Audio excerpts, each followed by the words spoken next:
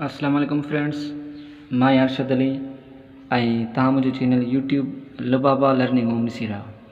सो अॼु असां वटि सवाल है परसेंटेज जे मुतालिक़। सो असांखे हिते गिवन आहिनि 165 मार्कूं ऐं परसेंटेज असांखे फीस हिकिड़ो 55 मिलियल आहे। त असां फाइंड कंदासीं टोटल मार्क्स, त टोटल जेके मार्कूं आहिनि उहे केतिरियूं आहिनि। सो सभ खां पहिरीं असां फार्मूलो सम्झंदासीं। सो टोटल मार्क्स मालूम करण जे लाइ असां ऑप्टेन मार्क्स रखंदासीं, उन खां बाद में मल्टीप्लाई कंदासीं 100 सां। उन खां बाद में जेको असांखे जवाबु मिलंदो उनखे असां फीस हिकिड़ो सां डिवाइड कंदासीं। असांखे जेको आहे ईज़ीली टोटल मार्कूं जेके आहिनि मिली वेंदा। सो हाणे हिन क्वेश्चन खे असां हिन फार्मूले तहत सोल्व कंदासीं।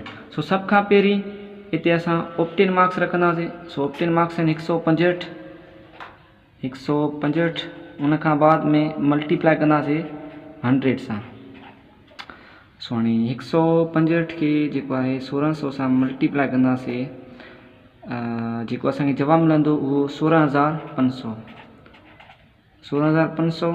हाणे 16,500 खे असां डिवाइड कंदासीं परसेंटेज सां। सो हाणे सवाल जे अंदरि असांखे 55 फीस हिकिड़ो मिलियल आहे, सो हुन सां डिवाइड कंदासीं। सो डिवाइड करण जा ॿ तरीक़ा आहिनि। सो असां हिन तरीक़े सां बि डिवाइड करे सघूं था, 16,500 डिवाइडेड बाय 55। ऐं असां हिन तरीक़े सां बि जेको आहे डिवाइड करे सघूं था। सो असां हिन तरीक़े सां डिवाइड कंदासीं।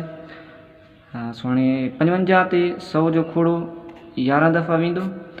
सो 15 ते 3 दफ़ा, हिकु केॾे वियो 3 दफ़ा, 3 पंजा 15, 2 ॿुड़ी मथे वेंदा। सो हाणे 1 यारो 11, 3 यारो 33, हे 2 ॿुड़ियूं मथे वेंदा।